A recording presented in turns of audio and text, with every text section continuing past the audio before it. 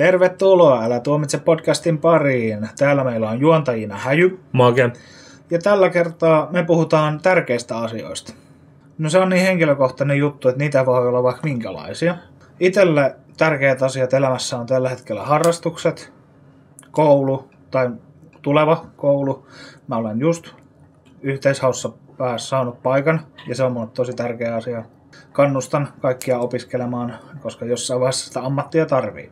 Sitten myös parisuhde oikein hyvin menee emännän kanssa. Nyt se muuten suuttuu tosta, jos mä puhun sille noin.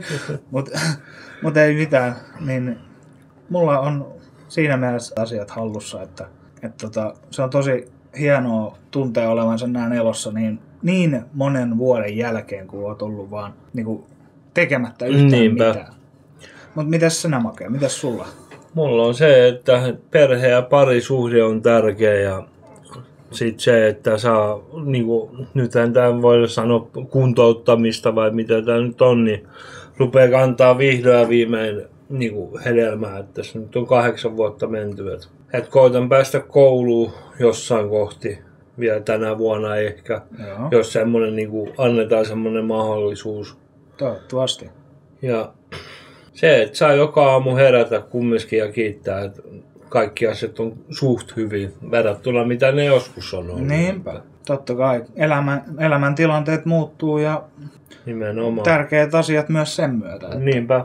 Esimerkiksi minäkään olen muutama kuukausi sitten osannut unelmoidakaan siitä, että minulla on hyvä parisuhde ja elämä on yllättävän tasaista, mitä se on menneisyyteen verrattain ollutkin. Ja silloin kun aikaisemmin on joskus päihteitä olla jättänyt, niin sitä on luullut aina, että nyt on asiat hyvin. Totuus on ollut se, että asiat on ollut ihan päin persettä. Se on totta. Et pitää antaa itselleen aikaa ja se, että kannattaa itse tuskiskella aika paljon itseään ja sitten huomata ne omat virheet ja aiheet, mitä on valintoja tehnyt, että kaikkea voidaan aina muuttaa paremmaksi. Niin. Ei tarvitse aina olla silleen, että on sit mielimaassa ja koko aika olisi huono olla. Että no silloin on se peilin katsomisen paikka. Ja sitten jos näkee muita ihmisiä samaa tyylisiä, mitkä on kanssa elänyt, niin kyllä niiden kanssa tulee myös hyvin toimeen, saa sitä niin sanottua vertaistukea. Kyllä, mistä mekin ollaan aikaisemmin puhuttu jo aika paljonkin. Mutta siitä ei koskaan voi puhua liikaa. Ei, nimenomaan. Ja toivottavasti tämä meidän projekti, mitä me tehdään tässä, että jollekin olisi jotain iloa ja hyötyä näistä. Täytyy toivoa vaan, että joitakin kuuntelijoita miellyttää kuunnella ja tulisi uusia kuulijoita, niin kenenkään ei tarvitsisi olla tiedätkö, yksin. Näiden asioiden kanssa ei tarvitse olla yksin. Että aina löytyy tältä pallolta joku, joka on kokenut vähän samanlaisen tilanteen. Niin on. Ei tietenkään samoja asioita, mutta samankaltaisia. Niin. Tai samassa tyylimuodossa. Niin, suurin piirtein. Niin.